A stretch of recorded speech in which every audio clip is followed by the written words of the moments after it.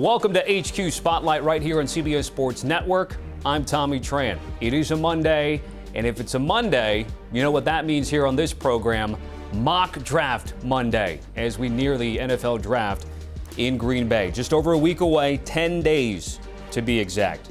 Wisconsin fans are on the clock as the league has used this event to highlight some of the cold weather cities who perhaps aren't as conducive to hosting a Super Bowl in February. Pittsburgh set to host next year's draft, but that's a ways away. We're talking about now, and we put two of our draft analysts to task with our 9th version of a mock special for this show.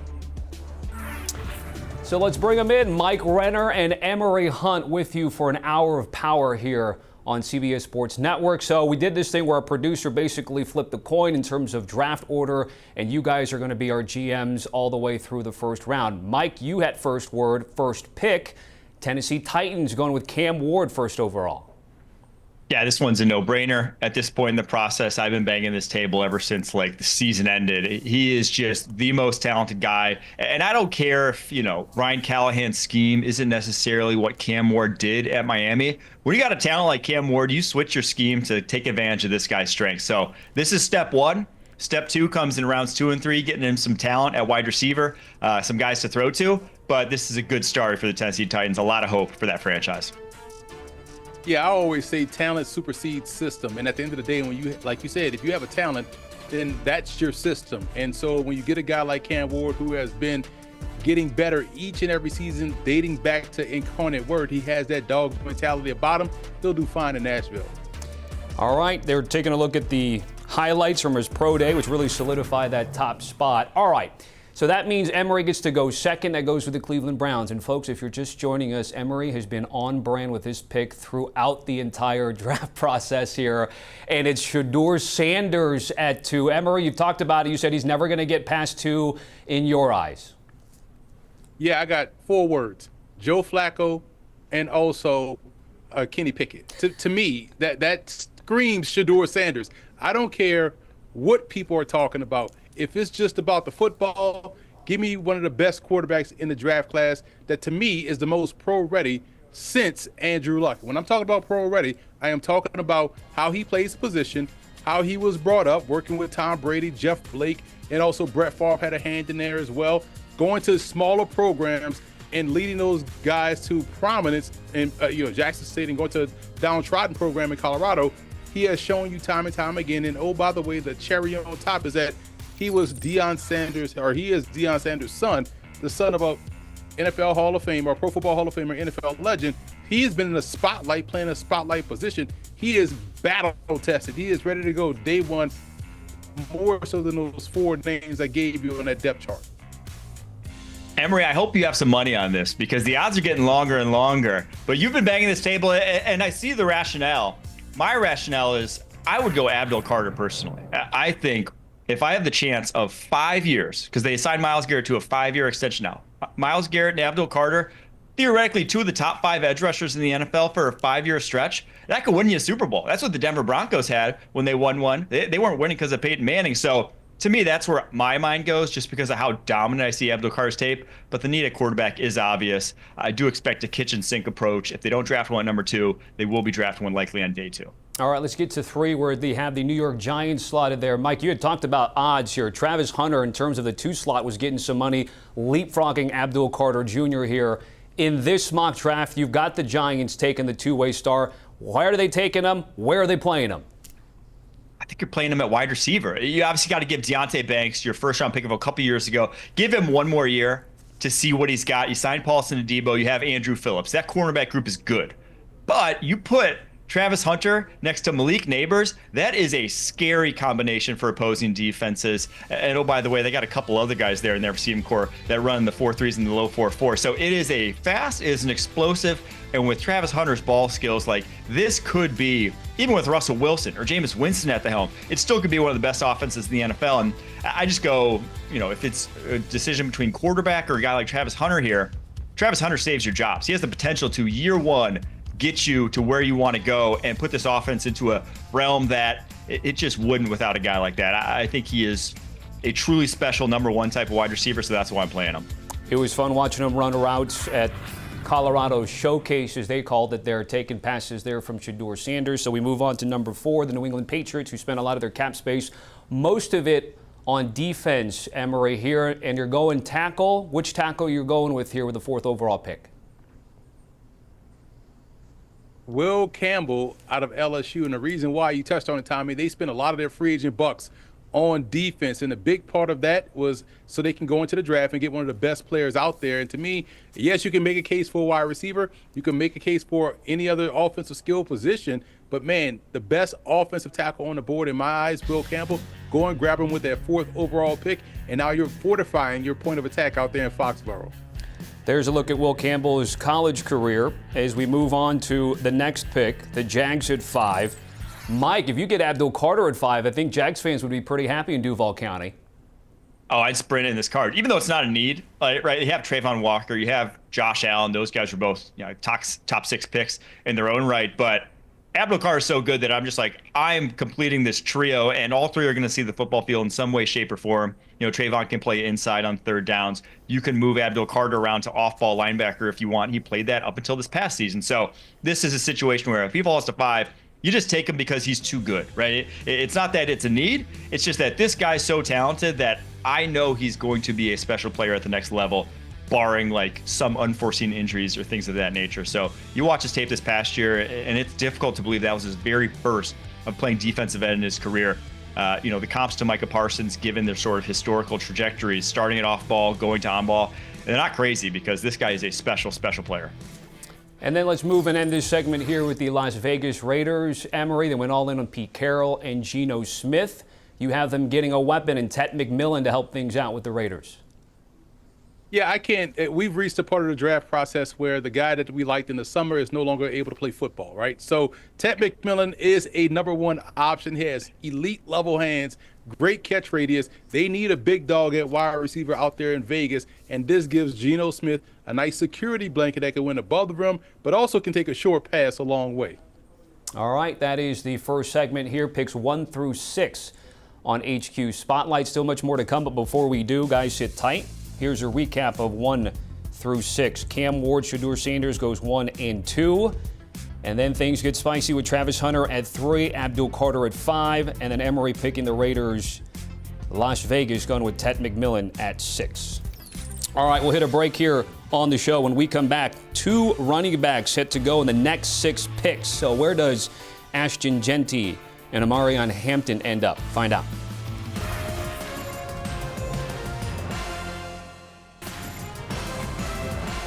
Welcome back to the show. Let's continue Mock Draft Monday with Mike and Emory. Now pick 7 through 12 in this segment. So Renner, you're up first here with the Jets. Curious to note, again, Tet McMillan, who had been slotted to the Jets most popularly there at 7. He's not there in this mock. If he was there at 7, would you have taken him, and who did you end up taking instead? I would not have taken him. I actually have this guy higher on my board, and I went with Mason Graham, the Michigan defensive tackle, because, 1 DT, 1 elite level DT is great in Quentin Williams. 2 is even better. 2 makes you a force. 2 makes the lives of guys like Drake May, Tua Tagovailoa in that division a living nightmare. Obviously, Josh Allen as well, if they can even go corral him. But I think that Mason Graham is as high a floor player as exists in this draft class. He is day 1 NFL ready, looks like a vet on tape. And for the Jets, yeah, you have needs at wide receiver. Yeah, it's a pretty darn big need.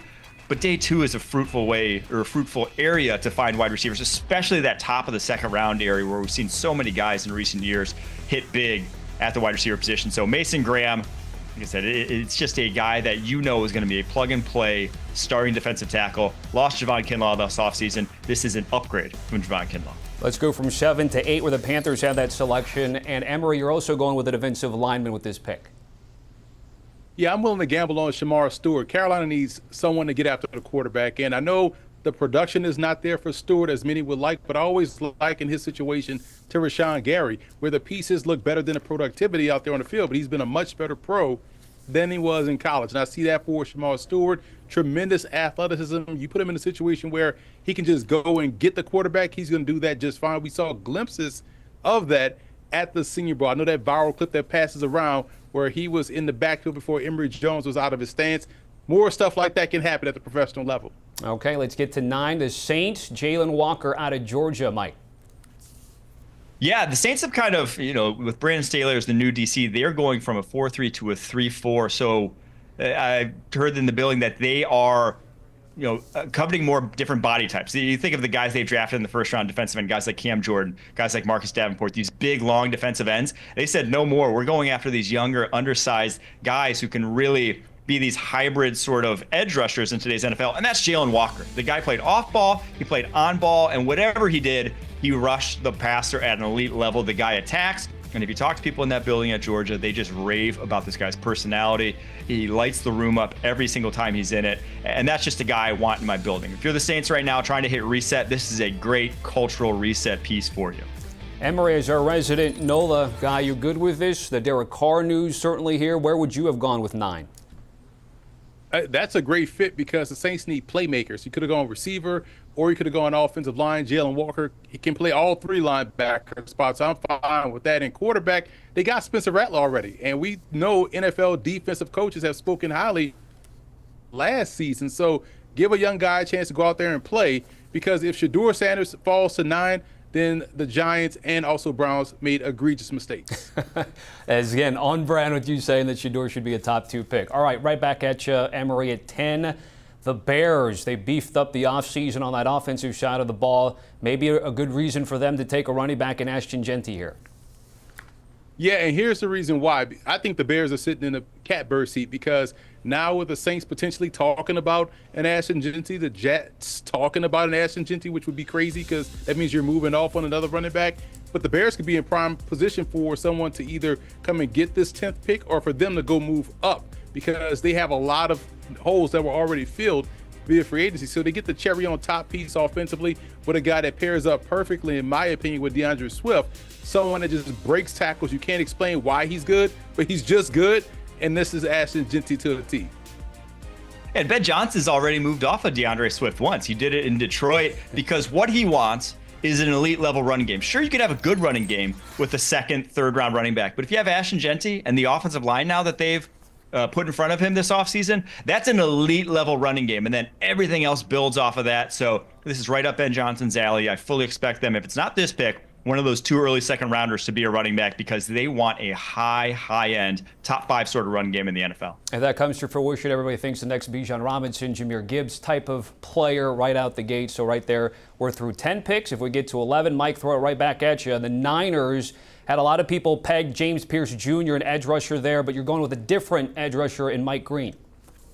Yeah, I'm going with Mike Green because I think he's a little more NFL ready. And obviously with the 49ers, it seems like this is still their window. They're still trying to cobble it together. Even though they lost a lot this offseason, they still have those stars intact. So they need a guy who can make an impact day one. And to me, Green is that guy. He is probably, after Abdul Carter, maybe the most NFL-ready guy in this draft class. I mean, he led the FBS in sacks last year. He uses his hands extremely well, great bend to the edge, and kind of that speed rushing complement to Nick Bosa's power rush on the opposite side. They just need any help they can get along that defensive line, though. And then 12, I had teased 2 running backs in this segment. That means we have to go Omarion Hampton here at 12. Emory, take me through it. Well, yeah, he is the perfect combination of what guys want in a tailback. Size, power, speed, explosiveness, burst. He's checking all those boxes. And for the Dallas Cowboys, you have to go back in time to remember when they never had a guy that you remember who's the starting tailback for him. You always knew who was the starting tailback for the Dallas Cowboys. Omarion Hampton brings back some DeMarco Murray vibes, in my opinion, with how he runs. I think he's a little bit more fluid than Murray, but has the same level of burst, same level of power, and should help spearhead that run game in Big D. Mike, I think last time we spoke, you said there wasn't a steep difference between Ashton Jeanty and Omarion Hampton there. Do you still feel that way? And if Jeanty's off the board at 12, would you go Hampton here? I don't know if I would personally go Hampton here. I just think because of this running back class being so deep after Jeanty, it's like, I think I could probably wait. But go back a few years ago, Bijan goes 8, Jahmyr Gibbs goes 12. People weren't talking about that like those 2 guys like that pre-draft, right? Not a lot of people thought they were going to go that highly, but then the NFL showed, hey, when they're special talents, and Jeanty I throw in that category, and I think everyone agrees Hampton is a really, really high floor, really, really hard runner. So it would not surprise me whatsoever if this comes to fruition. I remember there being a sharp, debonair, smooth chocolate brother on the Columbia broadcast station saying that Jahmyr Gibbs was the #1 overall back in this class. And guess what? He went. He went in the first round. So I yield my time back to Mr. Tommy Tran. I was going to say, my guess is a guy that has Easter vibes on this screen, and it's not me and Mike. So let me just tell you that. Great stuff, guys. Sit tight. Here's a recap of our second segment of picks 7 through 12. Again, 2 running backs off the board here with Jeanty at 10 to the Bears and Hampton to the Cowboys at 12. All right, we'll hit a break, come back here on HQ Spotlight. Sam Darnold switching teams. He's now in the Pacific Northwest, but there was a exodus leaving Seattle. What are they going to do to give him some help? We'll figure it out next.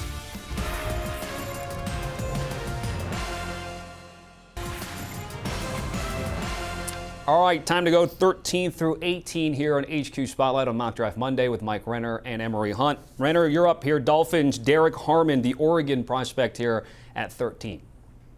Yeah, they just haven't had the defensive tackle presence since Christian Wilkins left to go to the Raiders. And to me, he's a lot like Christian Wilkins, Derrick Harmon. He is just that big, versatile interior defensive lineman that can play all the way out to 5 technique, can go play a head-up nose tackle if you really wanted him to. Great body type for the NFL. And just has power, has speed, has a number of ways to win. I just think he's such a clean defensive tackle prospect that if you're the Dolphins, yeah, you have this big offensive line need, but I think the defensive line is a massive need as well. So Derrick Harmon, to me, makes a ton of sense here, and I think he's this caliber of prospect. Emory, Colts at 14, going tight end, Tyler Warren out of Penn State. I love how it helps twofold. It helps young franchise quarterback Anthony Richardson, giving him a safety valve underneath, but it also helps out their red zone offense because he could actually play wildcat quarterback and not just run tight end power right down the middle. He can throw the football. So when you get someone that expands your playbook like this, it makes you so difficult to defend. And he is one of the best overall football players in the draft. To me, second behind Travis Hunter. Yeah, and Shane Steichen, head coach there, is one of the most creative offensive coaches, play callers in the league. And just look what Tyler Warren was capable of doing this last year at Penn State, just lining him up anywhere and still being able to produce, still being able to impact the game. That's something I'm very interested in. And he's also an awesome blocker on the move. In that offense, with all the zone reads, all the option runs that they have, him leading out for Anthony Richardson on the wide side, that's something I'm very interested in that running game. So, tight end, you can debate the value all you want. Tyler Warren is going to be an exceptional NFL player. Yeah, it's interesting, the value. You talk about Brock Bowers, Kincaid, so-and-so, even Pitts all the way top 5 type guy. But if you can hit on one, like we've seen Bowers have a monster year, you're certainly enjoying that. All right, Mike, back to you here at 15. We've got the Falcons, Donovan Ezeiruaku out of BC. Yeah, the Falcons' edge need, it seems like every year we're talking about this. Hey, they need a pass rusher. Hey, they need a pass rusher. Well, finally, I think they're going to get a pass rusher that they like here. Ezeiruaku is a guy who has this crazy build. So he's 6'2", but he has a 6'10" wingspan. That's kind of how you want your edge rushers to be put together, because then he can play with leverage, but he can also play with length. And he's so nimble, it seems like no one ever really gets him cleanly. And then he has an array of pass rushing moves already. So, maybe he's not an every down guy, and he is slight. At 248 pounds, it looks thin on him because of that massive frame. So he does need to add more mass, does need to get stronger. But if he does and adds a power element to his game, he has high end potential. At 16, the Cardinals select Kenneth Grant out of Michigan, Emory Hunt. Yeah, I like the fact that he's a big guy that can occupy multiple blockers, but also can be a one-gap penetrator. He was good in his own right outside of what Mason Graham was able to produce, and I thought that he did a great job of balancing the two. They both did a good job of balancing each other out, and I feel like Grant gives him yet another first-round defensive lineman, but if all things are considered and all guys are healthy, this is kind of what you want up front in Arizona. 17 to the Bengals, Armand Membou, Mike Renner.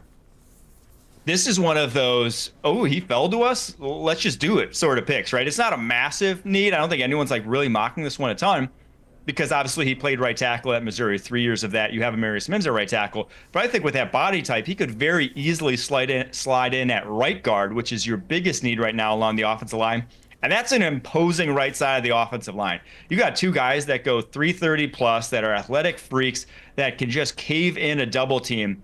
I just want big pockets for Joe Burrow. We've never seen him over the course of his career. He's put up all these stats behind what's always been a below average offensive line. What if we gave him an elite offensive line? What does that offense all of a sudden look like? Everyone wants to give him help on the defensive side of the ball. I just want to give Joe Burrow as many weapons as possible and just see if he can go win me a ring, because I have a hunch that he's fully capable of doing that. He just needs the pass protection to do so. The reason why I love this pick is because of my reasoning behind the number 2 overall pick. If we can all acknowledge that the Bengals need offensive line help and you want to give help around Joe Burrow so he can be successful, then why can't we just look at that number 2 overall pick and look at that Cleveland depth chart? They can't win games 6-5 for 17 straight weeks. They need a quarterback, just like the Bengals need an offensive lineman. And then lastly here at 18, we do have the Seattle Seahawks, and we're going double Mizzou. Emory Hunt in terms of Tigers off the board. Luther Burton III. We know that the wide receiver position, lack of depth now in the Pacific Northwest. They fill that. And plus, you're looking at 23 tape with him, right? Not necessarily 24 tape. Oh, no, I'm looking at 24 tape because of America's quarterback that I like as well, and Brady Cook. So we're not going to slander Brady Cook on this network. So Brady Cook throwing the football to Luther Burton, my kind of tandem. But all seriousness aside, I do like Luther Burton. You go to that South Carolina game, look at the timing in which he made the biggest play of that game for Missouri, which looked like they're going to walk off with that win. But, South Carolina went right back down the field and scored. So he is still a fantastic receiver. The NFL thought highly of him coming into this year. Some had him higher than Travis Hunter as the overall prospect. And so this is still a very good wideout. I don't care if some people have him in the second round. Give me this type of guy that can play any one of the 3 receiver positions. Yeah, after Travis Hunter, this is the most physically impressive wide receiver in this draft class. He is a top 10, top 5 even sort of talent. The guy is special as an athlete. And I like this landing spot because he goes with 2 of the best route runners in the NFL to learn from. That's kind of the knock on him, is he does not have these refined, high-end route running chops, but I think he has the physical capabilities to do so. Jack Smith-Njigba and Cooper Kupp are the 2 guys you want to learn from with that skill set that Luther Burton has. So pairing him with that, having a little more speed in a slower wide receiving core is something that I am interested in for the Seattle Seahawks. All right, Emory making the pick. Mike certainly liking that situation for Luther Burton III there in the Pacific Northwest. All right, recapping 13 through 18. Tyler Warren going to the Colts at 14, and then a nice conversation about the Mizzou wide receiver there at 18. We'll continue the conversation. Where will Aaron Rodgers end up? Maybe in Pittsburgh. They don't have Russell Wilson or Justin Fields there anymore. Will they go quarterback or somewhere else?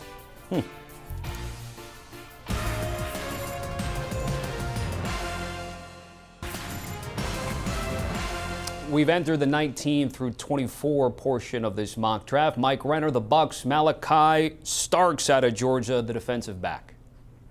Yeah, I loved this guy's tape. He is one of the smartest players in the entire draft class. You just watch his ability to read, diagnose, his versatility.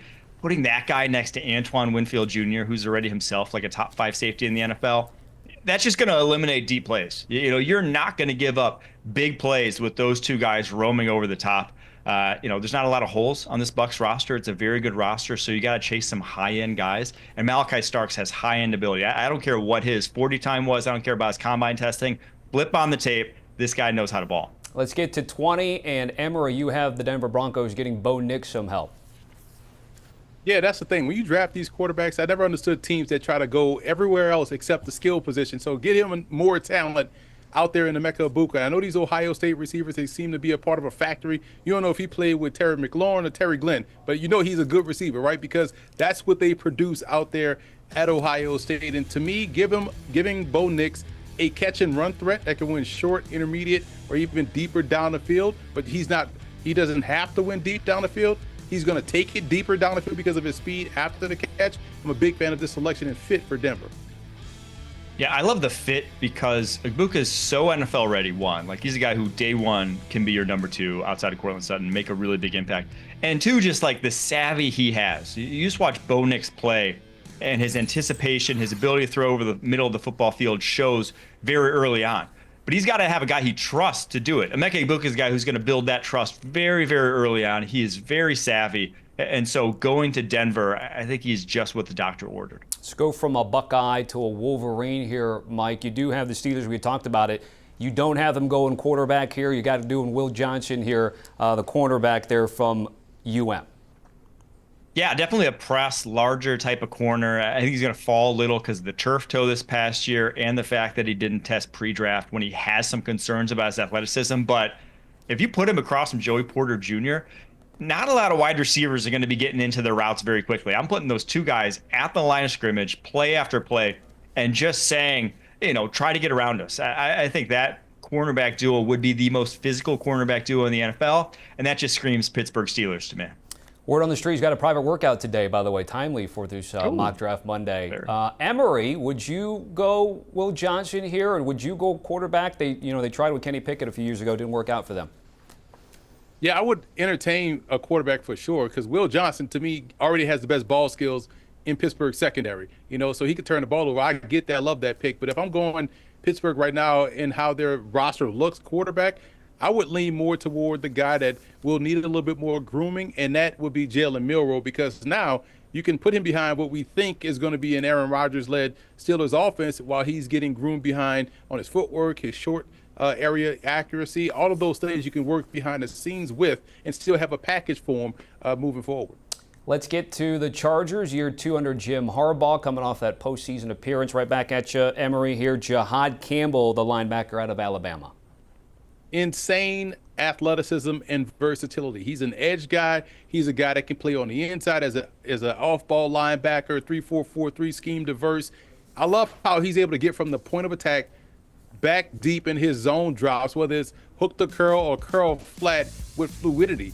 And that is in and of itself a skill. It's hard to have someone that has that level of burst going, backwards to get into his zone drops with the fluidity to make it happen, to cover some wide receivers and tight ends down the seam as well. So I'm a big fan of what he can do at all 3 spots. So that makes sense to me for this defense. Let's get to 23, the Packers, Mike Renner. We finally have our Kelvin Banks Jr. conversation. Some have him as the number 1 tackle. In this mock, he's the 3rd.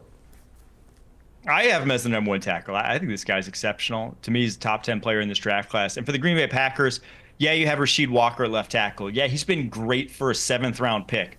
But he's still probably a below-average left tackle in the NFL. And if you're trying to compete with the likes of Philadelphia, you're trying to compete with the likes of Detroit in your own division, they outclassed you considerably along the offensive line. You got some great building blocks there. You have some elite players. You have Zach Tom at right tackle. You have Elgton Jenkins at guard. I think Jordan Morgan, with my eval on last year, is going to be a pretty darn good guard in time. But that left tackle position is still the most valuable one. And Kelvin Banks, if he falls to here, will be a run-in-the-card situation to me. What he's shown in his 3 years as a starter at Texas is special play. He's got the biggest wingspan of all these guys, too. A lot of people want to move him to guard. I don't see it. Keep him out of left tackle. The guy can get it done. Wait, so if we circle back to 4, where Emory took Will Campbell 4, would you taken Banks there, or with the Patriots you would have gone a different direction? I would have gone to Abdul there. I think Abdul is sick. So if I'm drafting offensive tackle, though, for the New England Patriots, yeah, Kelvin Banks would be the guy I'd pick. Okay, so Banks in this mock draft, again, 23 to the Packers. Okay, Emory, you got the Vikings at 24, Donovan Jackson here out of Ohio State. The only other person that made more money than Donovan Jackson did in the postseason was myself telling everybody, take Notre Dame over Georgia. So that's the only other guy, because Donovan Jackson was outstanding in the postseason. We thought that was going to be a big liability, him going out to left tackle. All he did was dominate and spearhead that offense, and it's like, man, he could play tackle. He's a guard and dominant at that as well. So not only do you get someone that has starting left tackle experience in high leverage situations in the postseason, but he also can help you right now as an interior offensive lineman for your offense. So on game days, we know there are only so many offensive linemen you can carry. So you have guys that have experience starting at multiple spots while also dominating at multiple spots. Give me those guys in the first round all day long. Sit tight, fellas. Let's recap your picks in this segment here, 19 through 24. Malaki Starks out of Georgia, beefing up that secondary in Tampa. Kelvin Banks, Mike, happy to have the Packers have the Texas tackle go there at 23, and then interior lineman Donovan Jackson, Emory going with the Ohio State guy in the Twin Cities. All right, what about the AOC champs? We know Travis Kelce, great player. Is he still elite? Do they need some backup? We'll find out.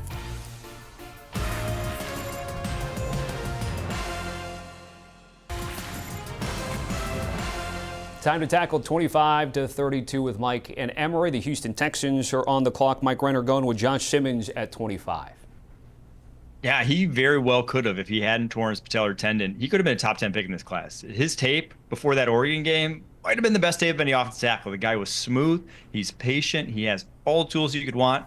But that injury obviously looms. That's why he falls to this spot. But if you're the Texans, it's like a beggars can't be choosers sort of situation. You got to take whatever you can get, man. They need so much along that offensive line that Josh Simmons, yeah, he may not be ready until like mid-season, but I'm taking the pick.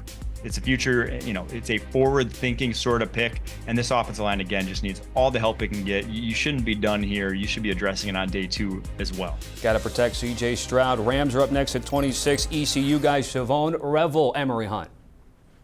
I guess we reached the mash portion of the draft, right? We're just taking guys that are big banged up coming into the class. But Revel is someone, to me, is outstanding. 6'2", about 190, great ball skills. So can you score? Can you take the ball away? I'm always gamble on those guys that can do that, and he can do both. I know we all saw his game versus Appalachian State where he was able to not only chase a crossing route and stay step for step, but turn it over and bring it back the other way for a score. So this is a forward-thinking pick, to use Mike's term. I like this for the Rams. They need playmakers on the perimeter, and this is one of the best ones in the class.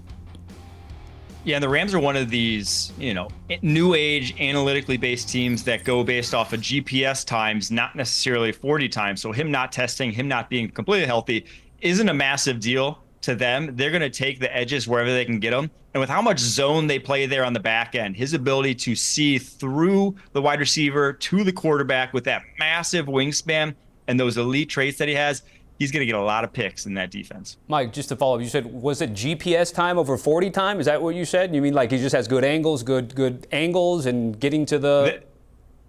They're basing it off of the chips in the pads to go, how fast they're actually moving on a football field. They don't care about what you run at the combine in Indy. They don't even send guys to Indy, that Rams team. All right, let's get to the football speed. I love how you got it out there, a.k.a. football speed. Ravens, Michael Williams out of Georgia there that we just talked about. In terms of what we had there, Mike, what are we thinking here of the Georgia product? Yeah, this just feels like a Ravens sort of defensive lineman. He's big, he's long, he's versatile. So for that front, he can go anywhere from like a 4 technique all the way out to a wide 9, and I think still get whatever job it is done. Maybe a little bit of a project as a pass rusher, but we really don't know because we didn't get to see him that often. He was playing on the interior in Georgia's defense, but I love the way he uses those long arms. I love the leverage that he plays with. And he's an NFL-ready run defender that has high-end potential with his physical tools. So for the Baltimore Ravens, a team that's probably developed that position as well, if not better than anyone else in the NFL, I think they're in the market for an edge rusher here, and it's whoever falls to them. Emory's up next with the Lions. They were decimated by injuries, especially on that defensive line. They finally get some help there. James Pierce Jr. out of Tennessee. While he may not be Robert Porsche right away, he could be more Pat Swilling when he went to the Detroit Lions. Athletic guy that can bring it off the edge. I know my football over here. I go way deep in the bag. But Pierce is someone that still has a little bit more growth left in this game because, again, he's athletic. He has the want to. May not has the savvy of the pass rushers that you want to see go in the first round, but this is someone you gamble on because of those athletic gifts and traits, and they need depth of guys that can go and get after the quarterback. We saw what happened when Aiden Hutchinson went down. They had no one that can really bring it consistently. Pierce at least gets them in the fight. Mike, you got the Commanders next. Jahdae Barron out of Texas, the DB.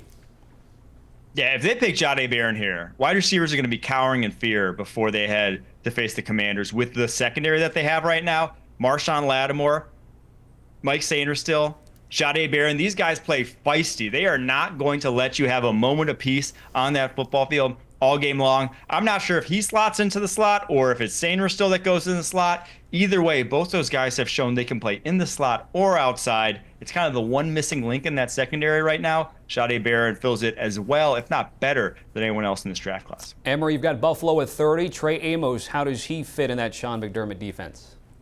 I love that Buffalo does two things. One, they realize if they made a mistake high in the draft, they're going to go rectify it. We saw that with Kyer Elam. They drafted number 1, and they're going to go and get Trey Amos, the corner, out of Ole Miss. The second thing they do, they love to take guys that were former Raging Cajuns that transferred to SEC schools and take them high in the draft too. Osiris Torrance out of Florida was another one, so it still cuts deep in my heart. But Amos is someone that we saw get better from Alabama to Ole Miss, and that's the upward trajectory you want to see for a corner. Good mirror and match skills, good press skills, and the ability to play the ball through the hands of the receiver. This is someone that can help out Christian Benford on the opposite side. Mike with the Chief, Colston Loveland. Oh, the Michigan tight end. The same way we were saying last year when they got Xavier Worthy, how did the rest of the NFL let this happen? We will be saying if they let Colston Loveland fall the Kansas City Chiefs with Travis Kelce, obviously I think everyone knows, on his last year here. Loveland is a special tight end prospect, man. I watched this guy move. He was the second leading receiver at 19 years old on a national championship team. He was their entire offense this past fall. In the 3 games he missed, they averaged 53 passing yards a game. Everything went through him. And if they get him to pair with Patrick Mahomes, it's just going to be like Travis Kelce never retired. It's not going to be fair. We can't let it happen. But if it does, Chiefs fans should be rejoicing. Emory, you like this pick? Love it. He's my number 1 inline tight end, so I have no qualms about his ability to block, which will get him on the field early. And Mike talked about his receiving skills. It will be like Travis Kelce never left. This is a very good prospect. At 32, we do have the Eagles and Emory, always with a deep cut. An NDSU guy, a Bison guy. Who is it, Emory, and why is it a good fit? It don't matter who it is. He comes from North Dakota State, plays offensive line. It works. So, but Grey Zabel is someone that I really like. And what really impressed me the most about his game is that he had started games and excelled at tackle, guard, and center. And we saw him play a full 16-game FCS season, go to the national championship game, then double down and go to the All-Star circuit, the Senior Bowl, play all week, and didn't bypass the practice and bypass the game. Stayed and competed the whole week. Shows you how serious he is about this process. He's a plug-and-play guy, and the Eagles do a great job of always drafting a year ahead. Great stuff, gents. Let's recap the back half of that first round here on a Mock Draft Monday, our 9.0 version. Shavon Revel going to the Rams at 26. James Pierce Jr., which a lot of people did have mocked at times to the Niners at 11, goes 28 to the Detroit Lions. And the Buffalo Bills going with Trey Amos, the corner out of Ole Miss. All right, we're going to hit a break, come back, some takeaways, and look aheads to the draft just 10 days away.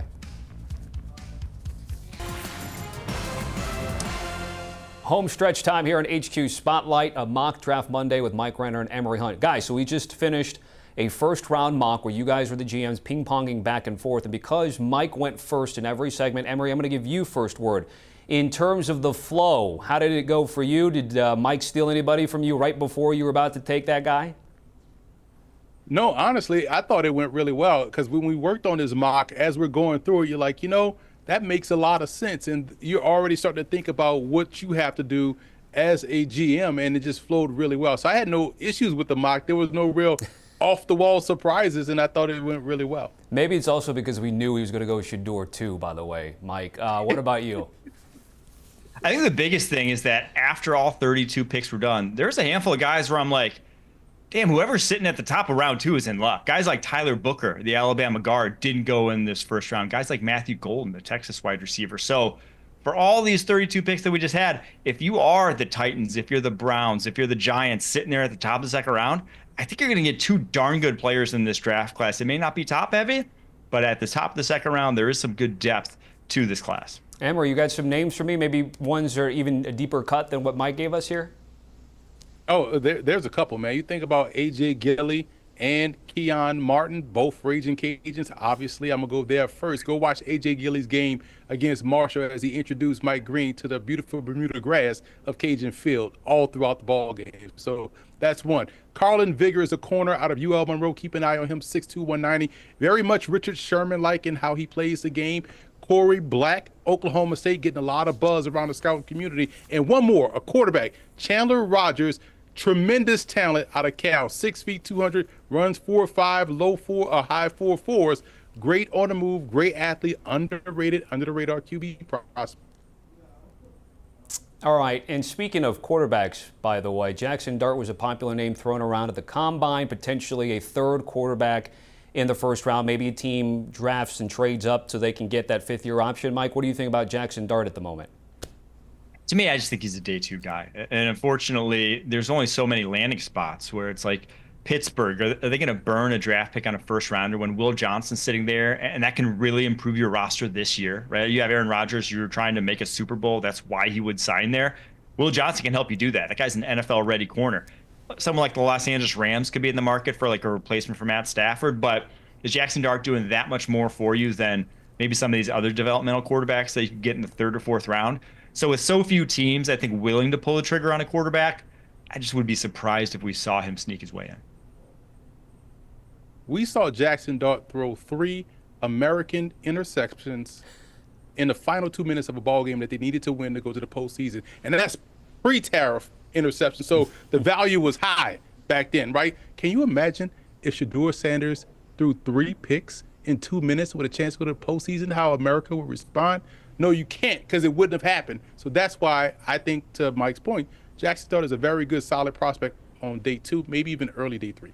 10 days away. Mike Renner, what interests you most between now and the draft? What are you looking for in terms of an angle, a theme, a position group? What would that be? I think there's always going to be a name that sneaks in that surprises you. There's going to be someone who gets late buzz. I think the name I most recently heard, Travion Henderson, the Ohio State running back, heard he could go as high as 10 to the Chicago Bears, has a relationship with their running backs coach. So those sorts of names, and there's always, like I said, 1 or 2. That's what I think I'm looking forward to the most. So I'm going to be eyeing for who's that guy, who's that late riser that no one expects right about now. Yeah, and it's funny because this is a draft for former NFL players' sons that are in it. There's at least 10 guys that are sons of former NFL players. Gabe Taylor, the safety out of Rice, who is the brother of Sean Taylor, the late, great Sean Taylor. So for me, that's one guy, based on how he plays, he's a combo safety. You will hear probably called early day 3 coming out of Rice. And actually, I don't know if you guys have been asked this question. I know you guys have done dozens and dozens of mocks, but give me a team that you think is draft, savvy, right? Obviously, everyone thinks Howie Roseman in Philly. Mike, you got a team or a GM that you're really impressed with this time of year? Yeah, obviously Philly, I think, is the gold standard with what they've done the past few years. I really like what Washington did last year, though. I'm excited to see, some of these new GMs, but I think Washington specifically, because they had such a good draft, such a franchise-changing draft last year. Well, what's the second act look like for them? So I think that's the team that I'm really eyeing because of how quickly they've turned it around and just how much, they have riding on this now Super Bowl window with Jaden Daniels. I would say Les Snead. We saw how well they've done with now first-round picks, right, which they didn't have for a while. But the problem is, the great thing is, on the back end, day 3, and in the 8th round, the undrafted rookie free agents, that's where they excel. And those scouts that are out there at all these smaller all-star games I'm at, I always see a Rams scout, so that tells you that they're out there getting the deeper cuts of talent, which is why they've been able to part ways with those first-round picks. So Les Snead and his band of scouts do a great job of covering the entire draft, and I'm excited to see what they do this year as well. Yeah, it was 7 or 8 years, no first-round pick for Les Snead and the Rams. They were going all in to win the Super Bowl, which they did, and now they're drafting well, especially in that position in the first round. Mike Renner and Emory Hunt, guys, certainly appreciate it. Thanks for joining us for another Mock Draft Monday here on HQ Spotlight. Let's recap our dual analyst mock draft special for this show. Mike Renner went Cam Ward number 2. Shedeur Sanders goes to Cleveland, very on brand with Emory Hunt. And you see Travis Hunter, Will Campbell, Abdul Carter drops to 5 to Jacksonville, and Tet McMillan at 6. 2 running backs go in the top 12 in this 9.0 mock draft. Ashton Jeanty out of Boise State to the Chicago Bears at 10. Omarion Hampton to the Cowboys at 12. That was an Emory Hunt selection. So the Cowboys do get their running back. It's just not Jeanty. Continuing here, picks 13 through 18. Tyler Warren, tight end off the board here. Penn State product going to Indianapolis. And Luther Burden III to get JSN some help. No DK Metcalf anymore there in the Pacific Northwest. As we continue the first round, 19 through 24, Emeka Egbuka, another wide receiver out of Ohio State's taken to give Bo Nix some help there in the Mile High City. And Kelvin Banks Jr. drops to the Packers. Mike Renner happy to take the Texas tackle there in the early 20s. Then 25 to 32, the back end here, James Pierce Jr., the edge rusher out of Tennessee, falls to 28 in this mock draft. And the Bills don't go receiver. They go corner with Trey Amos out of Ole Miss at 30. And that'll do it, folks. Hopefully you enjoyed that Mock Draft Monday. You can also catch it on YouTube for Mike Renner and Emory Hunt. I'm Tommy Tran. Keep it right here on CBS Sports Network.